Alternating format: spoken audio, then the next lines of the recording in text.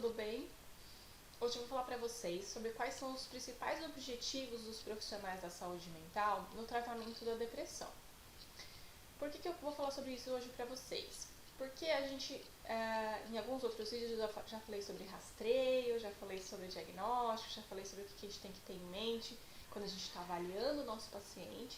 E agora eu quero trazer uma outra dúvida que os meus alunos sempre me trazem, principalmente aqueles que ainda não têm muita mão, ainda estão no começo de carreira, que é o que eu faço depois de tudo isso? Por onde que eu começo? Como que eu começo a estabelecer um projeto terapêutico com o meu cliente? Como que eu faço para começar a ajudá-lo, então, e começar a tratá-lo em relação à sua depressão? Então, vamos lá. Claro que todo mundo quer ofertar o melhor tratamento possível, mais baseado em evidências possível, e que a gente possa, de fato, ajudar essa pessoa a ter uma vida plena, né? Então, vamos lá.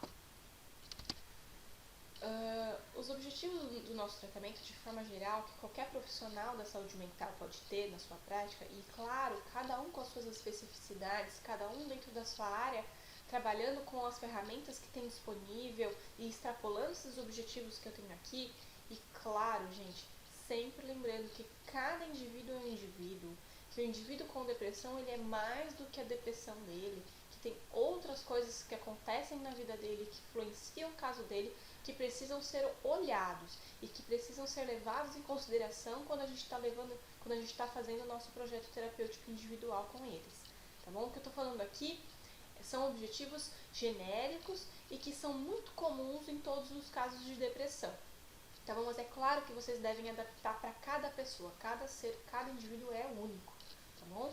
Então, a primeira coisa que a gente vai ter como objetivo no tratamento é a adesão aos tratamentos necessários.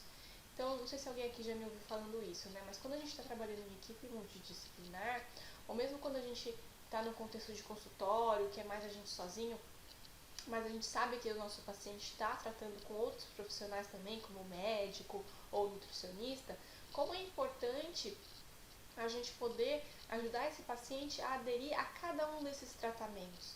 Então, como eu, como terapeuta, posso ajudar ele na adesão medicamentosa? Como que o médico pode me ajudar para que ele tenha adesão à terapia? Como que a gente pode ajudar, por exemplo, ele no tratamento com o nutricionista, entre outros, com o terapeuta ocupacional, da enfermagem, entre outros.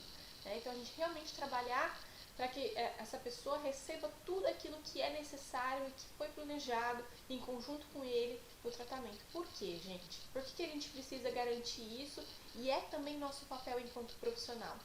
Porque a gente não pode esperar da pessoa que está com depressão, principalmente uma depressão grave, que ela espontaneamente tenha disposição para cumprir com tudo sozinha. A motivação é algo que é fortemente impactado nos casos da depressão. Então a gente precisa levar isso em consideração e ajudá-lo para que realmente o quadro consiga ter uma evolução e ter uma melhora. Tá bom? Diminuir os impactos do quadro na vida da pessoa. Então a gente sabe que a depressão vai causar diversas consequências na vida desse indivíduo. E faz parte do tratamento a gente pensar em como a gente vai diminuir cada um desses impactos. Então o que essa pessoa precisa fazer para que ela não perca o trabalho dela, para que ela não termine o casamento dela, para que ela tenha uma melhor relação com os filhos, entre outros. A gente vai avaliar e a gente vai verificar como que essa pessoa vai poder diminuir os impactos para que ela não tenha perdas ainda maiores. Desenvolver habilidades para lidar com as perdas decorrentes. Então, além de identificar o que a gente vai fazer para diminuir esses impactos, é entender quais habilidades são necessárias para que essa pessoa possa atuar e manejar essas situações todas. Então, que habilidades que ela precisa cognitivas para poder manejar isso tudo. Então, por exemplo, o que ela pode fazer para que ela possa ser mais atenta ou para que ela possa habilidades, por exemplo, ocupacionais, para que ela possa ter um melhor desempenho no trabalho, ou sociais, como que ela faz para começar uma conversa, continuar uma conversa, ter uma rotina mais prazerosa, enfim, vamos falar um pouquinho mais sobre habilidades um pouquinho mais para frente. Administrar fatores de risco, por exemplo, pessoas com quem ela tem muito conflito, ou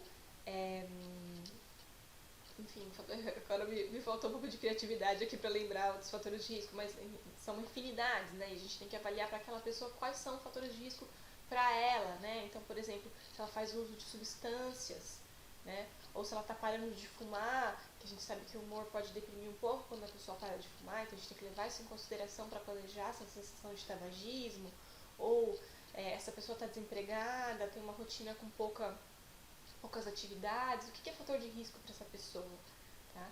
Identificar precocemente a piora do sintoma, isso é chave nos casos de depressão, para que nunca chegue num estágio de gravidade que possa ocorrer, por exemplo, uma ideação suicida, uma tentativa de suicídio, né? De qualquer forma, mesmo que em estágios leves, é importante que a gente identifique essa piora de sintoma para que a gente possa ajudar essa pessoa a recorrer à ajuda e fazer algo a respeito para que possa retomar aí um estado de remissão, um estado de qualidade de vida. Manutenção das conquistas adquiridas, isso é super importante. Então, se a pessoa já conseguiu, por exemplo, ter uma rotina mais equilibrada, mais prazerosa, ou se ela já conseguiu dormir apenas 8 horas por dia, o que a gente pode fazer para manter isso, né? Muitas vezes a gente fica tão focado nas conquistas que a gente esquece da manutenção dessas conquistas. Outro objetivo é identificar e manejar os pensamentos disfuncionais. Isso a gente pode fazer lá, aqui, como eu sou psicóloga, né, lá em terapia, podemos, mas os profissionais da saúde podem identificar e manejar esses pensamentos em outras atividades de outras áreas, né? Então, um profissional de educação física no CAPS muitas vezes identifica esses pensamentos disfuncionais e pode sim trabalhar com eles numa atividade de educação física, ou uma pessoa da terapia ocupacional, ou da enfermagem, entre outros. Então, como é importante a gente poder fazer essa reestruturação cognitiva, que a gente possa ajudar essa pessoa a refletir sobre esses pensamentos disfuncionais e revê-los, né?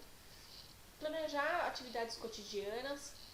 Então, para as pessoas muito deprimidas, essa coisa do isolamento social, de um dia com poucas atividades, começa a se tornar muito frequente.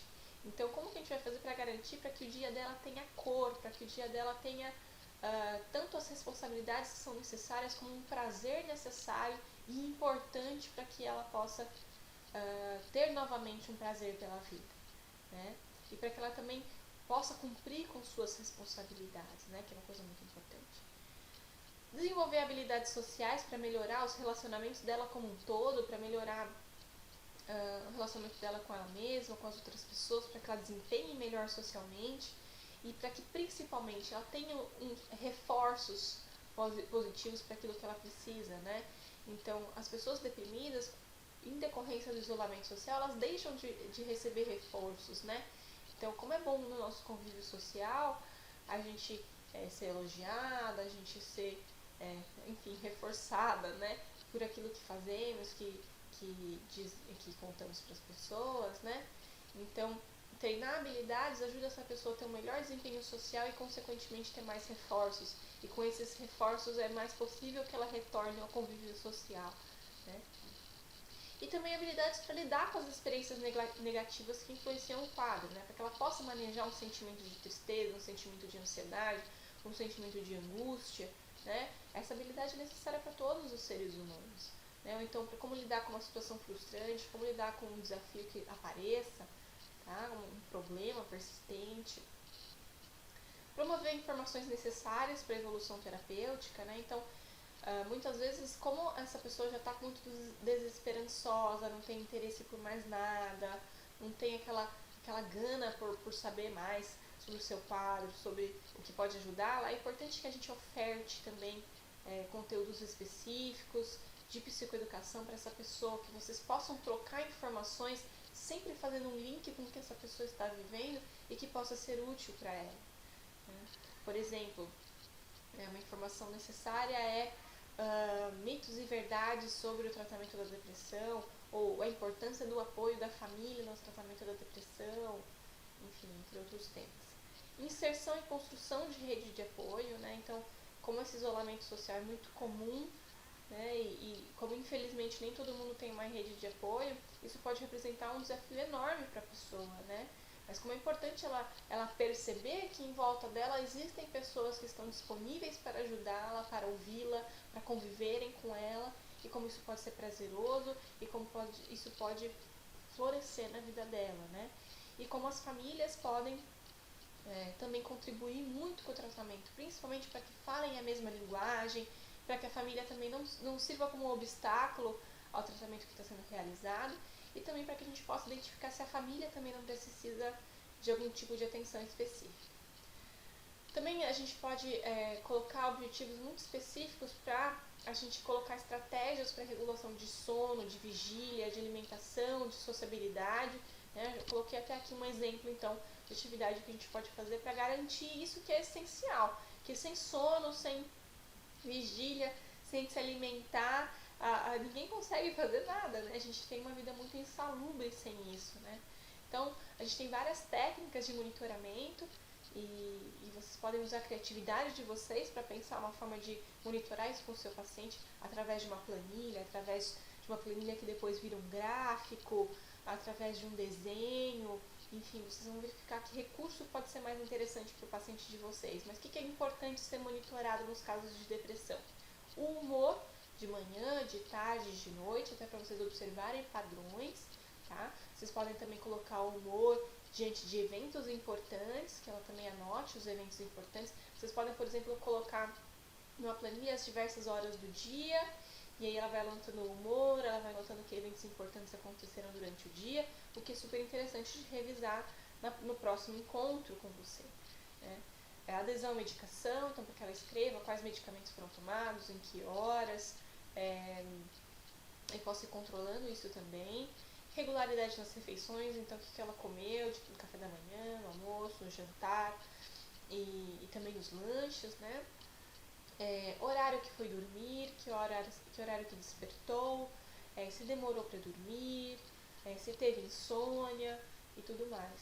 E aí depois é importante que a gente pegue esse monitoramento e que a gente faça uma reflexão junto com o cliente, para que não seja um esforço enorme e vazio. A gente tem que reforçar que o nosso cliente esteja fazendo as atividades propostas que irão beneficiá-los, tá bom?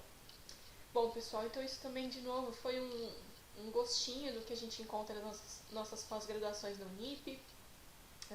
Nós estamos muito contentes com que alguns dos nossos cursos a gente já tem sala lotada, que agora as inscrições já estão ficando mais apertadas. Isso causa uma enorme satisfação para a gente, isso é um reconhecimento do nosso trabalho. Né? Então eu convido todos vocês para conhecerem as nossas pós. Eu vou colocar os links aqui para vocês no YouTube, então vocês podem conhecer mais e podem fazer as inscrições através desses links que eu estou colocando para vocês. Corre lá, principalmente as turmas de saúde mental e de terapia cognitivo-comportamental, as salas já estão bem cheias, né? Então vale a pena vocês procurarem com rapidez. Temos também psicologia do trânsito, que estamos com uma sala também com bastante gente. Esses são os nossos cursos presenciais. E temos também agora os cursos semipresenciais, que esses são novos, estamos formando as turmas agora, tá? Então, de neurociências forenses, de neurociências na terceira idade, o de dependência química e de neurociências na infância. Então, muito interessantes, né? Vocês sabem que eu tenho, para quem já me conhece de outros vídeos, sabem que eu tenho muito carinho, principalmente pelo curso de dependência química. Vou colocar o link para vocês, e aqui está o meu contato, tem também meu WhatsApp, e também os contatos do Dr. Elde e da Rosineide, que são coordenadores dos cursos. Qualquer dúvida vocês podem me escrever, fiquem à vontade, tanto sobre a temática da depressão, como sobre as nossas pós-graduações. Ok? Muito obrigada, até o próximo vídeo.